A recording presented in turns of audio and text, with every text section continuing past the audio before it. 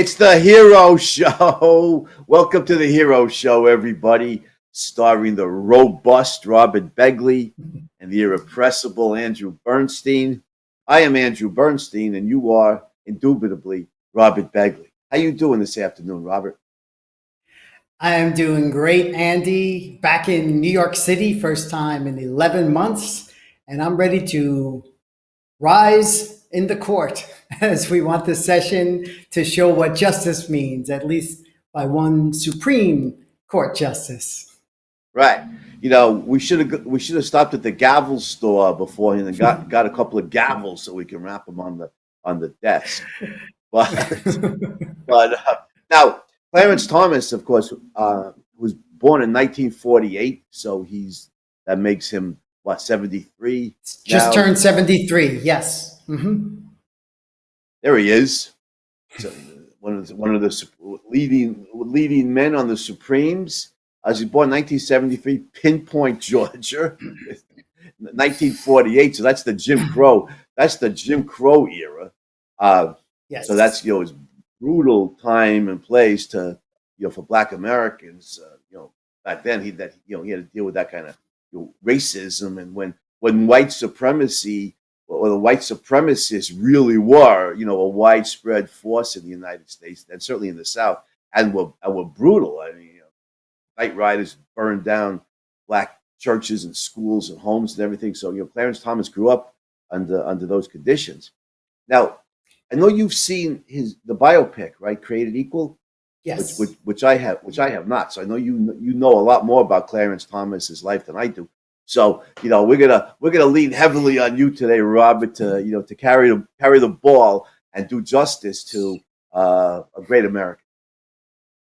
Sure. Well, Andy, probably like you and many other older people in the audience, my first experience with Clarence Thomas was in 1991 during the Supreme Court hearings, when the nomination hearings. And here's what I saw. I saw a Black man who was principled getting grilled by three white men, one of whom had an incredible sexual predatory history, Ted Kennedy.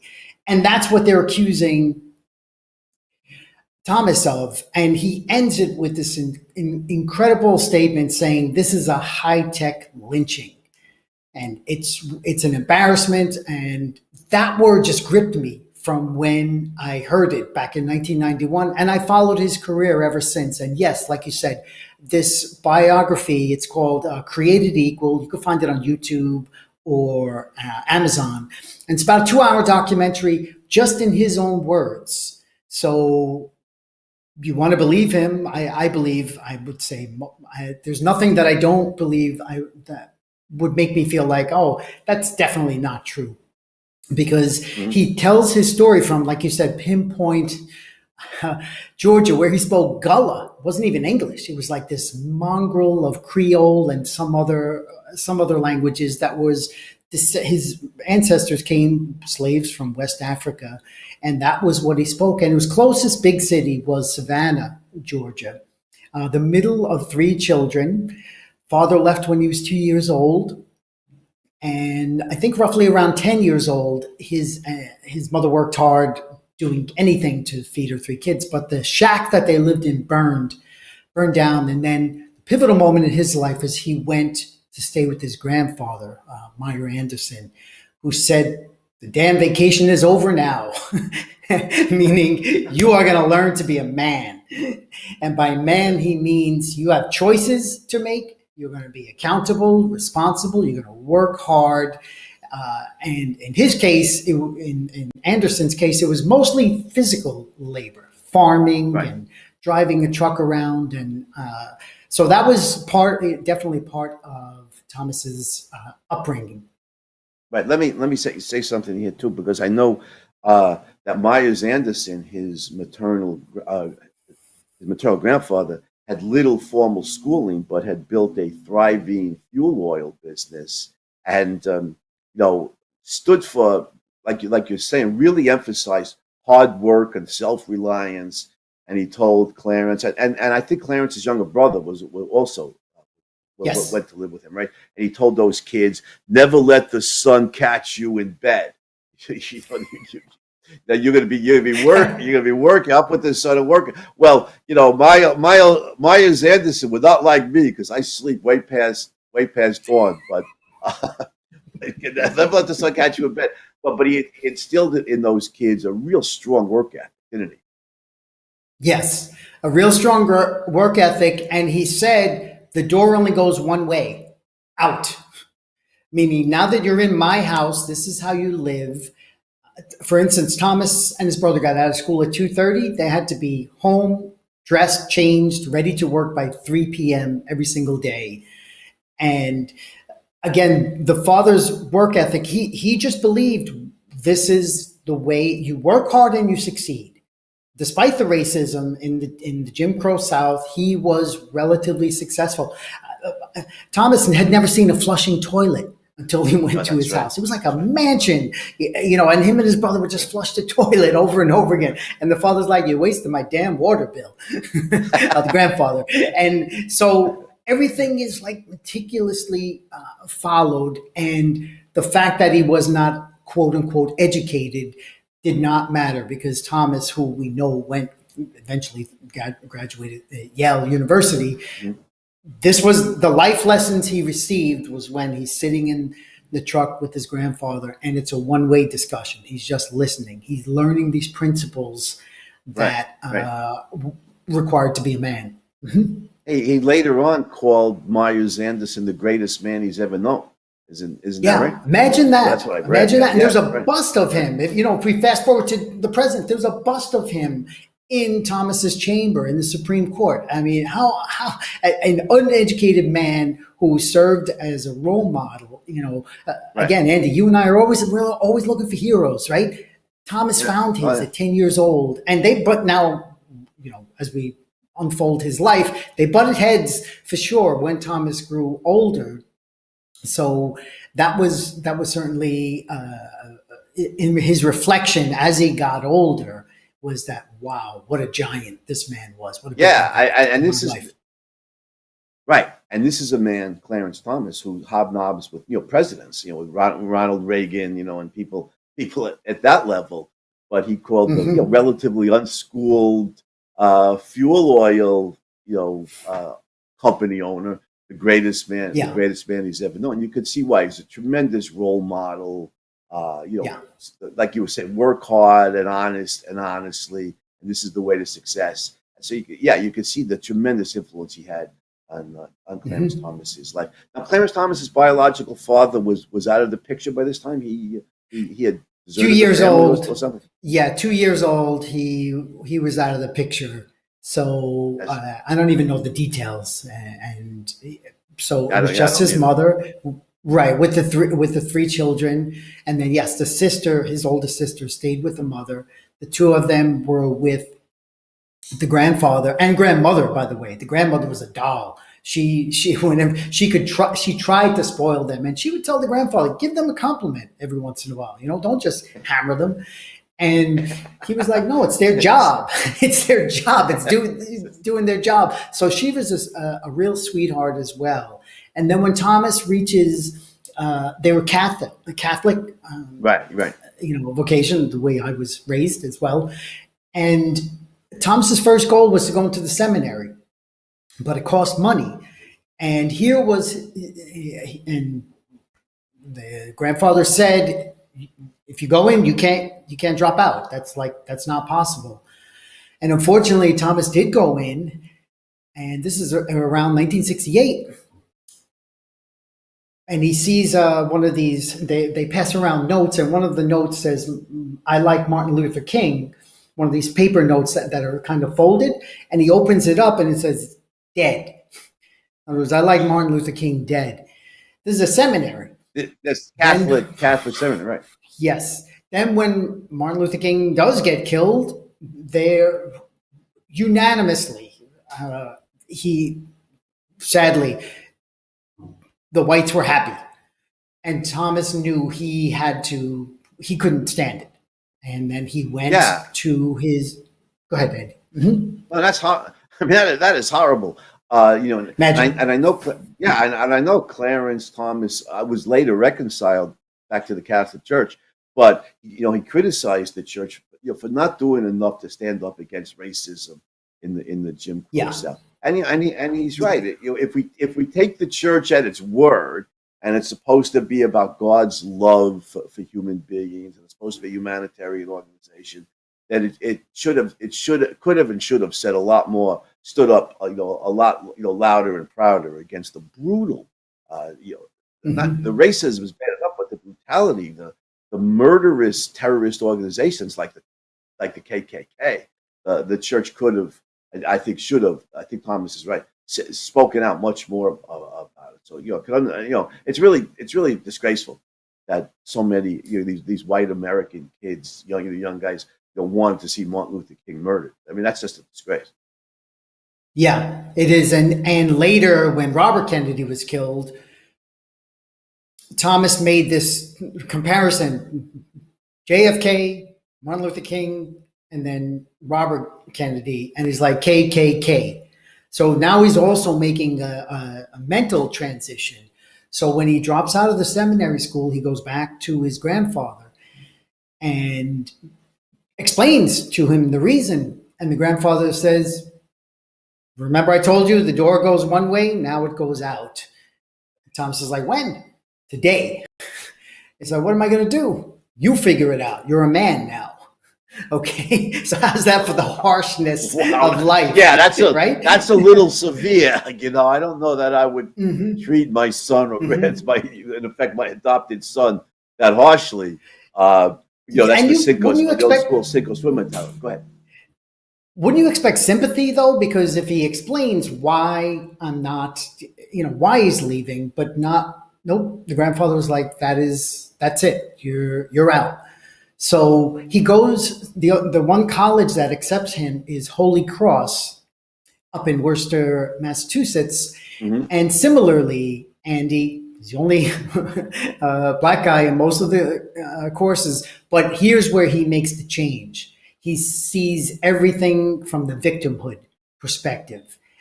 All blacks in prison are political prisoners. He gets caught up in Marxist, black movement people, and reaches a point where he literally they're going to Harvard Square and they're trashing every place. Just now, as you know, the way the 60s were with all of the violence. And Thomas gets drunk one night, and actually they go into it's interesting. They go into a liquor store, and the liquor's just take it. Don't destroy my place. Just take it, and take some chips too, and just get out. And Thomas realizes that he wakes up the next day, and what has my life become? So basically, these are the wrong people to be around. And the question he asks is, what is worth dying for? Okay, and this question we should all ask ourselves: what is worth living for and dying for? And he realizes it's the American founding, and gradually he makes this change towards valuing the Declaration of Independence and the U.S. Constitution. I know he said he read Thomas Sowell at some point. Well, he graduated shortly after that. Yes. Yeah, he graduates from Holy Cross with a degree in English literature, right? He said he wanted, like you said, he spoke Gullah, as a child growing up. He wanted to master the English language, and so what better way than to major in English lit? He graduated, I think with honors from Holy Cross University. And you're right. He's one of the few black kids at the school. There's not a lot of black Americans who are Catholic. I mean, Christianity is indeed a powerful, philosophy amongst most black Americans, but it's usually, one Protestant denomination or another, or, often Baptist. So, there wouldn't be many black kids at a Catholic school. So, it shows what you were talking about, that self-reflection. It shows that critical intelligence.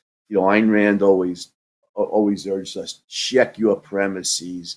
He's checking his premises. He's thinking independently, and he's realizing what is a benefit to one a black individual, or two any human individual, and of course is the principle of individual rights. That's the founding ideals of this country, and it's a very courageous move on his part to, the Black Power movement was powerful late 60s. Yeah. It's very courageous on his part, very independent on his part Yeah. to abandon that. Good point, Andy. And then also, there's some personal events in his life. He met a woman, married her. They had a son together, have a son named Jamal. And in Boston, Thomas noticed the school busing, the way they would force black kids to ride an hour away into white neighborhoods and vice versa. And he knew this was a joke. He was still leftist, by the way. If we just stay on the spectrum, he was Okay. leftist for a big chunk of his life. But he said, I don't want my child to be part of a government experiment here, because the schooling is just as bad. But why are they forcing them to go an hour away to schools that are just as bad? And then included on that is deal with the racism. So took his kid out of government school, put him into a private school. And Thomas goes to Yale University. Once again, the only black person in the class. Again, graduates with honors and can't find a job. Why? Why do you think he can't find a job? Because if you're white and you graduate from Yale, it's the old boy network, sadly. And you just have these connections because your father most likely had connections. And so little by little, he's realizing that it's almost confirming his thoughts about this antipathy towards blacks. Like they have to work 10 times harder to get the same opportunities. And so after he graduates, can't get a job, gets one offer. I think senator from Missouri, Danforth, offers him a position. And once again, here's a choice. He makes critical choices throughout his life. He says, I'd love the job, but the thought of working for a Republican is disgusting. I don't think I could ever do that myself. It's like yuck. But the man offered me a job. And the way Danforth said is, I promise you will get more work for less pay than anyone else. Sounds like working for Thomas Edison. That's the kind of thing Exactly, yeah. As you covered earlier. Covered earlier. Right. Danforth So- wasn't he the state attorney general in Missouri when Yes, and later that's later, right. So he was when Thomas. So he's dealing with legal exactly. issues directly, which is in his right He's up. dealing right with legal issues. Yes. And so again, critical choice. He wants to go by the data. He has these notions that the system is against blacks. And the first case, he said, I wonder how I would vote on the first time I see evidence for what we know as black on black crime. And sadly, it is a man. There's a woman sitting in her car with a child, and a man comes up with one of those can openers that was really sharp, puts it to the kid's throat, and tells her to let him in the car, does bad things to her twice. And Thomas realizes that this is not a lone case. This happens often. And so now he starts, his mind is changing about the reality of crime in black areas, that black on black crime is 90% of the crimes are black on black, like 80% of the murders are black on black, or, very high proportion, whatever the exact numbers are. And this, go ahead, Andy. Yep. I was just surprised that Clarence Thomas has such antipathy to Republicans, although that is the leftist propaganda. But because he grew up in the Jim Crow South, he knows which political party was responsible for the real, violent crimes against blacks, and that was never the Republicans; it was the Democrats who supported slavery, Jim Crow, segregation, lynchings, the Klan. But you pointed out he'd become a leftist, in college and in law school, and the left tries to pin the predominance of white racism on the Republicans rather than on the Democrats, who were always the purveyors of. But yeah, we could get into the conditions in the slum neighborhoods where this large majority of black on black violence occurs, and the drug gangs and everything, which is politically the responsibility of the Democrats, not the Republicans. Yes. We could get it. We could get into that as Clarence Thomas continues his intellectual and moral journey. So he's learning differently than the leftist propaganda that he swallowed. Yeah. Yeah. And then around this time, he leaves and goes into private business, works for Monsanto, and is using a tenth of his brain, and just felt like I can do so much more. You know how you have all this knowledge and ambition and you want to make things happen, but you're only pigeonholed into this small function. Thomas was bigger than that and wanted to make a difference. So he wasn't there that long. And then comes the 1980 election, the nomination of Reagan running against Jimmy Carter. And now Thomas has been in the system for 5-6 years, and he's seen enough things. He's met Thomas Sowell. He's part of, following this what he calls libertarian Red Ayn Rand. Okay, definitely inspired her. In fact, he even says, Andy, this is just fabulous, I would rather be a day laborer, okay, than do something I don't love. Okay, directly from the fountainhead, if we talk about the impact Ayn Rand has had on him. Right, yeah, he acknowledged that The Fountain is one of his all-time favorite books, which is... Yes. Yeah, so then reading Thomas Sowell and reading Ayn Rand was a major watershed in his intellectual development. Yeah. Yep. And then he says the reason he backed Reagan is because he wanted to reverse the social engineering of the Democrats from the 60s and 70s, because Thomas's thought was they have this theory and then they just want to shove people into this theory. He says, like, just add water and mix and somehow it will work. But reality doesn't work that way. So he backs Reagan, faces a backlash, okay? Because one of my favorite expressions that Thomas says about himself is, I was the wrong black guy.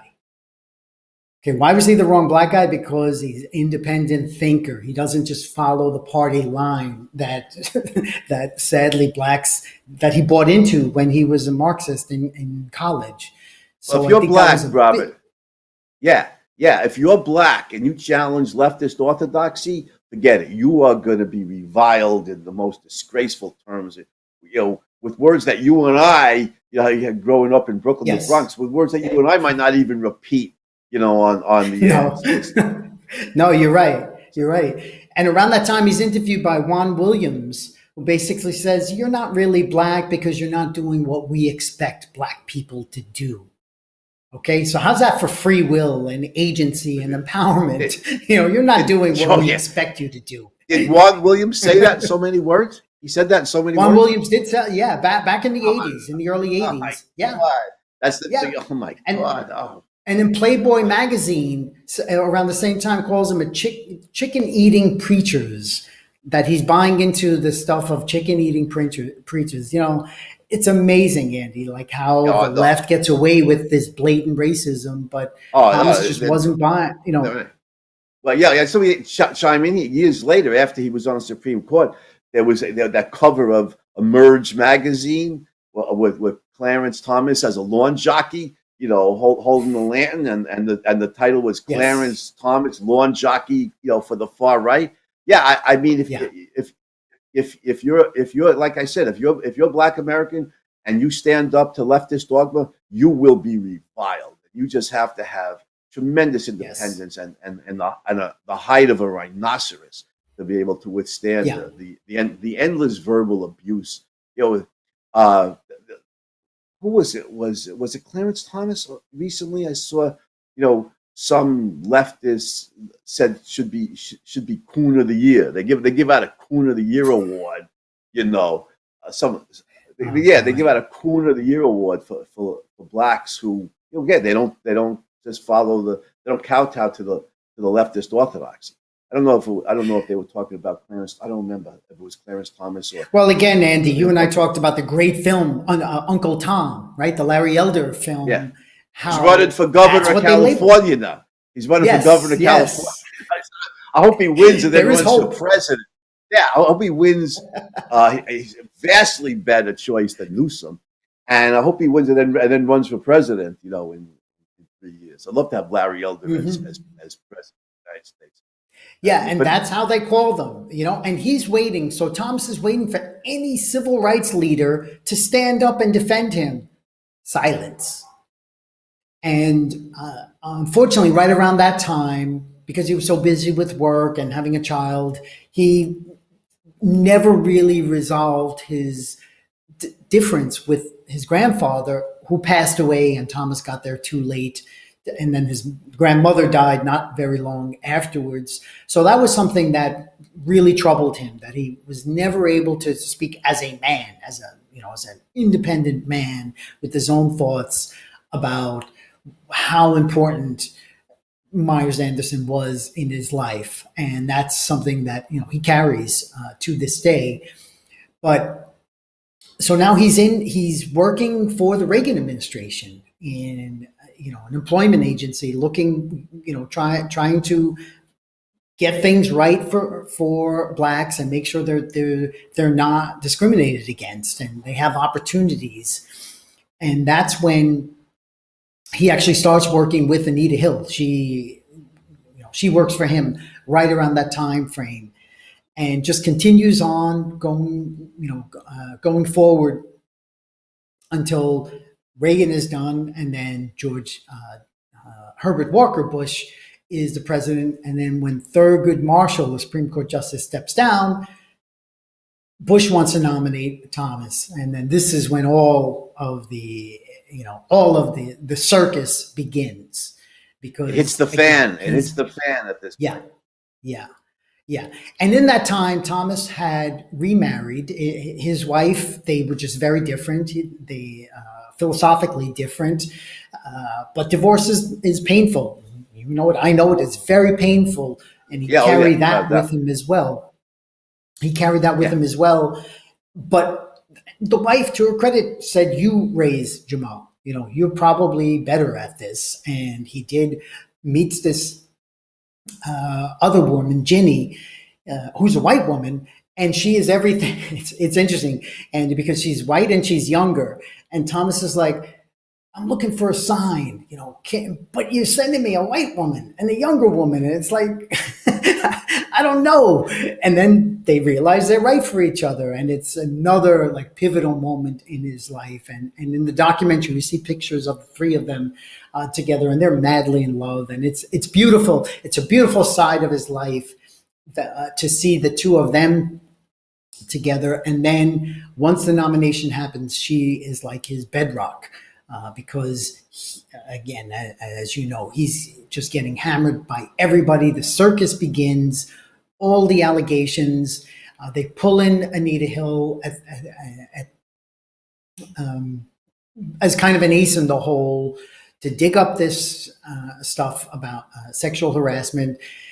And the reason, Andy, I don't believe it is after the two of them, after she stopped working for him, they got together at least twice. And he drove her. She asked him to drive her to the airport, and for some other social activity that you would not do if you faced threats of sexual harassment from someone. I can't see that. I cannot see that happening, and that's why I believe. Yeah, it's certainly not intimidating. Certainly not intimidating. Sexual harassment, yes, to some people just means ask a woman out, respectfully in June, she says no thanks, yes. And then I ask her again in November. Some people would, and she says no again. Some people would construe that as sexual harassment, but you're right, which I think was just false. But certainly, if there was any physical intimidation involved, I don't think Anita Hill would have gone. gone anywhere with him. You know, who could blame her if he was physically threatening or intimidating to her in any way? But yeah, Right. there's all kinds of things uh, about this. Even before we get into this, I just want to go back to a point you raised before, and that is, can you imagine being accused of sexual harassment by Ted Kennedy? I mean, wow, wow. Clarence Thomas would have been very justified in saying, "Why don't you clean up your own house, Senator, first, and then we can come back and discuss this issue." He's definitely guilty. Kennedy was definitely guilty. They even made a movie. I was shocked that Hollywood made a truthful movie about Chappaquiddick, but they, Yeah. but they did, and I give Yeah. Hollywood, credit for that. Right. And Andy, that's when I personally came on the scene, and that's what outraged me. Okay. As someone who doesn't really know what's going on, but I see a Kennedy accusing, and I hate to call him a black man, but that's the way people think of him. To me, skin color does not matter, Yeah, it but doesn't matter at all. everyone, yeah, Yeah, people are so obsessed with it, and that's what it was. But to see Ted Kennedy hammering a man, okay, an independent, principled man on sexual misconduct, I- you know, my leaning without evidence was already like, okay, now I need to have this proven because there's something already in this equation that is not not right yeah, here. And right.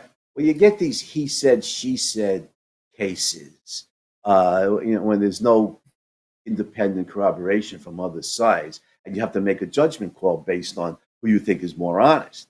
It is, and in many cases, I think in these kind of issues, women are telling the truth because so many men prey on women in one form or another. It's that's also disgraceful. Even in the United States, where women's rights, where the right of all individuals, including female individuals, are recognized, upheld, respected. Even in the United States, there are any number of male predators on women. Never mind other parts of the world where the rights of women aren't even even acknowledged verbally. Uh, but but it also in a case like this, the attacks on Clarence Thomas are coming from the left. And I know from long experience with leftists, going back to a teenager in the 1960s, overwhelmingly, with a few exceptions, they are the most dishonest people in the world. They're pushing a vicious collectivist agenda. They're dishonest as hell. They're vicious as hell. And this just didn't ring true to me. This smacked of leftist attack on a black conservative. Um, if I had, if there was a guard, he'd come down and say, "Well, who's telling the truth here?" I have to make a judgment call. I'm going to side with Clarence Thomas on this against the kind of the attacks that come from the people I know who are the most vicious people in the country, leftists. mhm. And Andy, every case is individual, so we know we have Yes. to go by the evidence. But one really important point you said about harassment, and it is evil. But when it's false, what does that do to the women who are actually harassed? It diminishes the importance of well action when someone is getting up there who actually was not harassed, but is telling oath that she was. To me, that's an insult to every woman who was harassed, frankly. Yeah, yeah, absolutely. It's talking. You're right. It's a whole bunch of points here. Every case has to be judged on the individual merits because they're all different. And when there's no independent corroboration and he said, she said, well, then the best you could do is just try and discern who seems, based on whatever evidence you have, who seems to be the most honest person. In this case, and the endless real harassment. I don't know, not harassment. How many women, even in Western countries, including the United States, where women's right to her own body and her own judgment are upheld by law, how many women are raped? Never mind, harassed or molested, but you're raped, which is a heinous violation of a woman's right to her own body, her own Mhm. judgment. which means her own mind, and because these cases often take place in private, rapists will, these heinous criminals will often just walk. It's deeply disturbing. I wouldn't need to have a beautiful 18-year-old daughter to be concerned about these issues. I would just need to have a sense of justice, and want to protect innocent individuals. So I don't have any hard data one way or the other in this individual case. But I know not to trust leftists. I know not to. If they're making claims that can't be independent. Let's put it this way: if the New York Times told me it was hot in July, I wouldn't believe it. That's how dishonest I think the lying leftist media and their supporters are. So, Andy, a real good point. As a father of an 18-year-old daughter, this is something I often think about as a non-father. But would you trust your 18-year-old daughter with a man like Clarence Thomas, as opposed to a man like Bill Clinton, Ted Kennedy, and others who are in power, not limited solely to Democrats, because there are some Republicans, but why is it rampant? And then the apologists for these Democratic politicians with the stuff they get away with. John F. Kennedy as well. Would you trust your daughter in a room by herself with John F. Kennedy, a man who's heralded, all over the world? If you can't do that on a personal level, why could you vote for somebody like that? No, I understand. Well, I was just saying, Penny's 18 now; she's an adult, so she make her own decisions. But when she was a minor, the answer to that question is no. And even as an adult, I would counsel her. I would urge her, don't go anywhere near, bastards like Bill, especially two of the ones you mentioned, Bill Clinton, and Ted Kennedy. Clarence Thomas, I would be much more inclined to trust. There was that one case, but with Anita Hill, but there hasn't been this endless stream of women coming forth saying that he's molested them. Whereas in Bill Clinton's case, Juanita Broderick accused him not just of molesting her, but of rape, of actually raping her, and according to the Arkansas State Police, the details of her story check. That is, it certainly. If it came out that it was true, would anybody be surprised that Bill Clinton was a rapist? I certainly would. But no. Somebody accused Thomas of rape, I would not. Yeah, exactly. Anyway, and at the time, so Thomas, once he hears Anita Hill, he goes away during the proceedings. He goes away, and the FBI track him down. He's like in Cape May, relaxing, just detoxing from all of the way the hearings are going.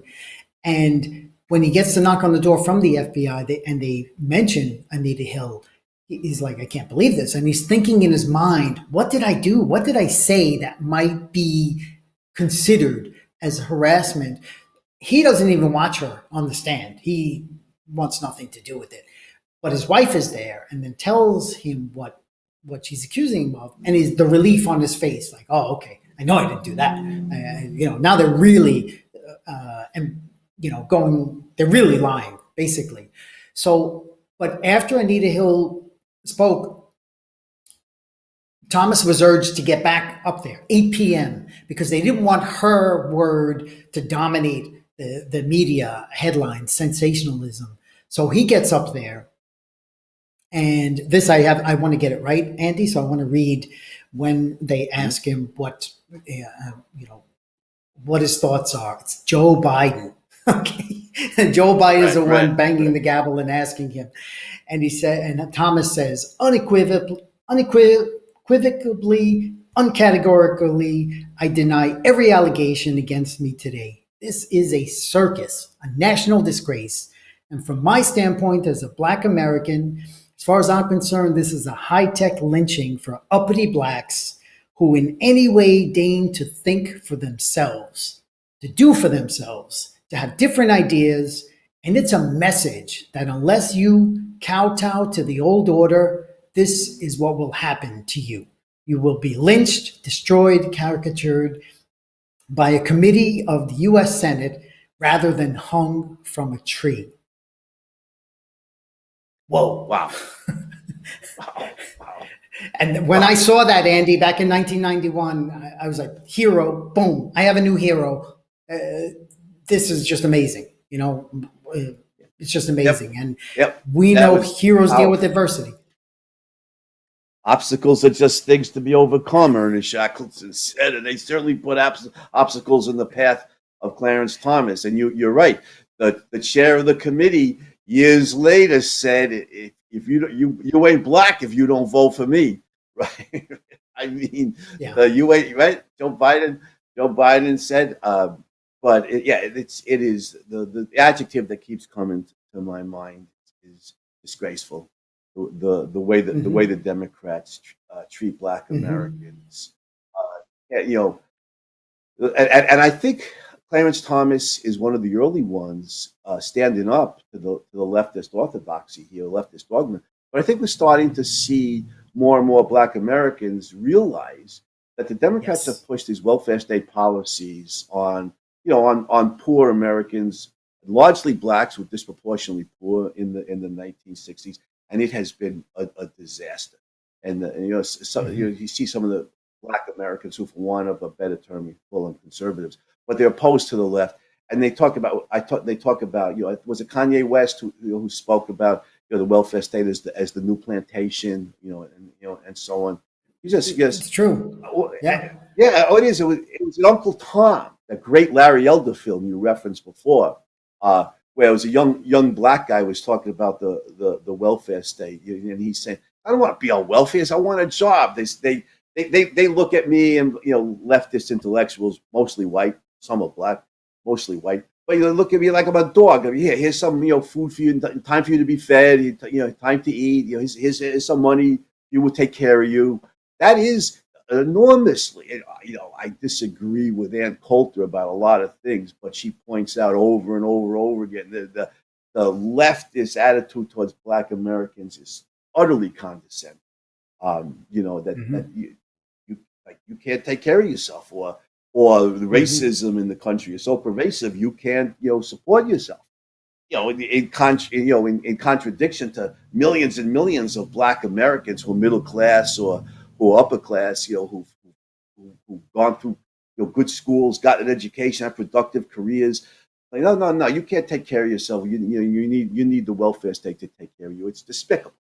And another topic for another day, the social pathologies that have emerged in the welfare neighborhoods, overwhelmingly the off the charts astronomical homicide rate, which never afflicted the Black community prior to the welfare state. Thomas Sowell makes that point, very, very. Yes. But Clarence Thomas, one of the early Black leaders to stand up against leftist dogmas, and you really have to salute him for his independence. Yes, and now if we go to the founders and the impact of the founders on him, the biopic is called "Created Equal," and of course the famous Jefferson quote, "All men are created and they're endowed by the Creator with certain inalienable rights." So Thomas is about individual rights. He says it, not group rights, no quotas.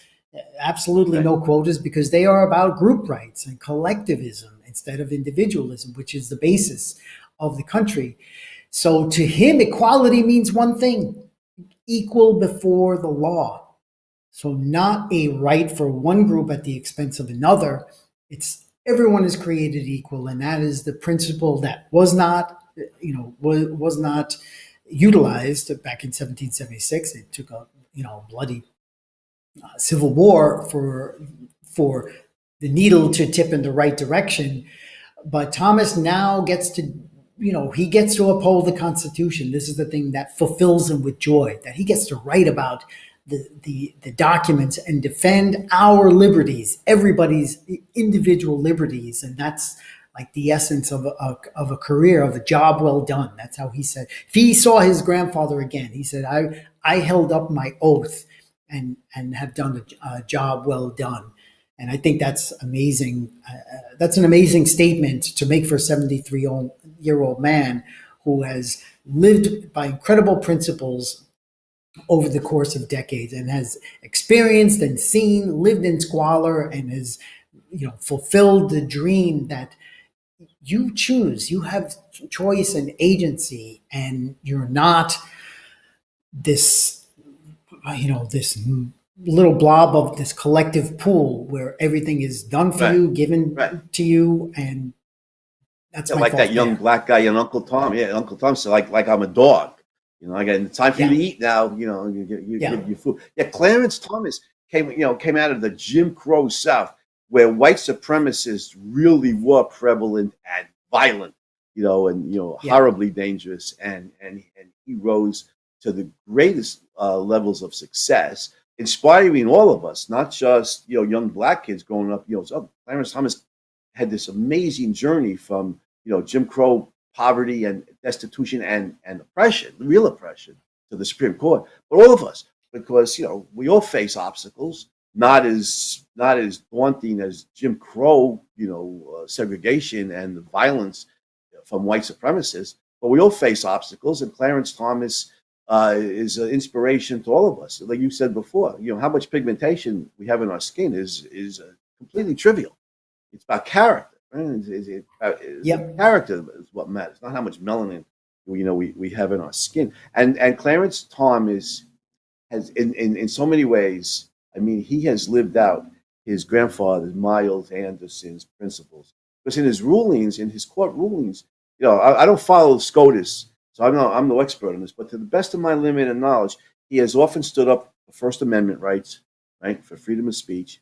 Free speech, He's often yes. yeah, absolutely. He's big. I think he's big on that. He supported the rights of gun owners, to American citizens, honest people with no criminal records, to own guns. He's been opposed to affirmative action, as you've said, based on merit and hard work. Blacks don't need, special preferential treatment. They just need to. With Black Americans and any Americans, any human being, we need to follow his grandfather's advice, of hard work and self-reliance, and that's how we get into good schools, and get good jobs. And he's lived by his grandfather's principles. So you can see why he honors his grandfather, Miles Anderson, as Myers. I'm sorry, Myers Yeah, Anderson, as the greatest man he's ever known. It's really very yeah. touching and And very inspiring. it is. It is. And on this idea of judges, he says we are judges, not advocates, and we should act accordingly.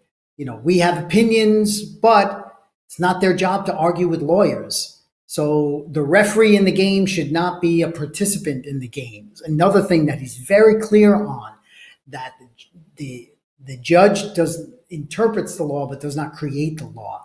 And I totally give him credit for that. And just going back, Andy, to a prior point on free speech, he has defended pornography, okay, which you wouldn't think a conservative, this is be Right. one of the reasons the left would not want him. But and Ayn Rand, in her great article, Censorship, Local and Express, describes that, how basically it is the conservatives who want, who want to silence pornography. And but Thomas is here again. He's a principled man and upholds the First Amendment, even if it's kind of what even Ayn Rand herself says could be the worst purveyors of it. But that's where a person of principle is, that's what they do. They uphold that because that is what the law means there. Yeah, what you reminded me of? You remember Larry Flint? Who was Yeah, Larry people Flint? versus That was his name. Was publisher of Hustler yeah. magazine. Yeah, and that Woody Harrelson movie, The People versus Larry Flint. Yeah, I can remember Woody Harrelson. The one thing in that film that stuck out in my mind, is Woody Harrelson as Larry Flint saying, "If the First Amendment protects even dirtbags like me, it protects every." Well, yeah, that's exactly right. In Clarence, there's a lot of this pornography is just, yeah, it's just, it's disgusting. But Clarence Thomas, a devout, I'm not honestly devout, but he's definitely a practicing Catholic. He's certainly a serious, maybe devout Catholic, but principled in accordance with the U.S. Constitution, right? The First Amendment guarantees freedom of speech, freedom of intellectual expression. Whatever my religious beliefs are, my personal, leanings on this issue, as Leonard Peikoff would say, "Out! I got to apply the law of the land." The law of the land. Yes. Amy Barrett said this very nicely over and over again during her conference. A judge has to, apply the law as it's written, not as she would wish it to. And that's why I like these conservative judges. They're the originalist or textualist judges. They're not activists from the bench. They're applying the law as it is, including, especially the foundation here, the U.S. Constitution. Like, I think Clarence Thomas has been very good on this, and I hope that Amy Barrett will be also. It was nice that he swore her. Trump chose Clarence Thomas. Maybe Clarence Thomas was because he's the senior member of the court, right? So maybe he's the senior member. Hasn't he been the longest serving? Yes, he is. Yes. Point, I think. Yeah. So maybe Trump didn't choose it. Maybe that's the protocol. Maybe it's that's the way it's supposed to be. Not sure, but it was very fitting that Clarence Thomas was the one who swore in Amy Barrett. Yeah. So Andy, if we look at again what makes a hero, excuse me, Robert. Let me jump in 1 second. Was it Larry Elder? Might have been Larry Elder who said, that the left was screaming about that. He's only in America. I think it was Larry Elder. He said only in America. He said, "Well, you get all of this, this negative screaming, about a black man swearing in a woman, as a member of the Supreme Court of the United States." I think it was Larry Elder. He's right. Yeah, it's a great point. It's absolutely a great point, because here's where skin color really doesn't matter, and it's ideas that matter. And namely, as Thomas said, they picked the wrong black man because he deigns to think for himself. And so if we go again, Andy, just summarizing like the categories of what make a hero, this choice he chooses over and over. He has a great Robert Frost poem about choosing the he has that choice, and the documentary is beautiful because they're going down the Savannah River with Moon River. Johnny Mercer, Savannah, native, that music playing, and he has that choice that Robert Frost talks about, and he chooses the better path throughout his life. But when he makes mistakes, he regroups and just then goes by evidence. After the college years is when reality dictates how he should live and act and think. And so dealing with obstacles, being an individualist, facing over and over again, honoring somebody, being a hero worshiper himself. These are my admiration for the man is just staggering, for one of the best human beings who are still alive. That's my thought. On the subject, I'm not really, politics is not something I like to talk about, but politics is part of philosophy, and the Supreme Court is a major part of a civilized society and the rule of law, which are things that we stand for here. Right. And neither one of us is a lawyer, so the legal technicalities of the rulings, and the arguments that the various justices on SCOTUS present, very often, honestly, just goes over my head. I'm not a lawyer, and I can't follow a lot of the legal arguments. But I do know that individual rights is a major moral principle. Now we're right in my wheelhouse in the field of philosophy. Individual rights is necessary for human beings to flourish on this earth. And I know that in case after case after case, Clarence Thomas has supported individual rights on free speech, like I said before, on the right of honest persons to own guns, on anti-affirmative action, that Black American individuals do not need preferential treatment to get ahead in life. There's millions of cases that we could point to of this. Clarence Thomas, a famous one. Thomas Sowell's a famous one. Larry Elder, Candace Owens. These are famous people. But there's just millions of hardworking, middle-class Black Americans. Every time I walk into the Verizon wireless store to do something with my phone, all the tech guys, are young, Black guys or Black women, and they, have responsible jobs, and their kids. So I mean, there's millions of instances, to point to, and Clarence Thomas upholds individual rights in a intellectual, moral culture that's dominated by the left. I mean, the leftists control the schools of education. They control the university's humanities divisions. They control the public schools, most of the private schools, Hollywood, the media, the Democratic Party gets tremendous abuse from a powerful, leftist monolith, and he just stands up independently, like the man he admired in the Fountainhead, Howard Roark.